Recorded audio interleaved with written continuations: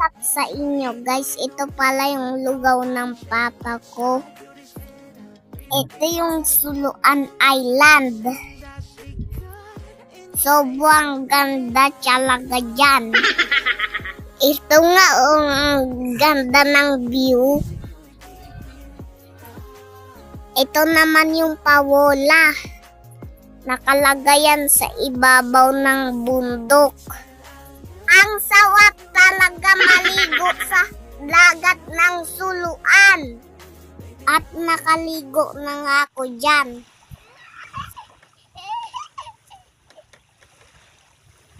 Tingnan nyo naman guys, tuwang-tuwa ako dyan. Gusto ko ulit pumunta dyan. Gusto ko magbaw ng buhangin na kulay puti. At ayan na nga yung mga iba kong picture sa Suluan.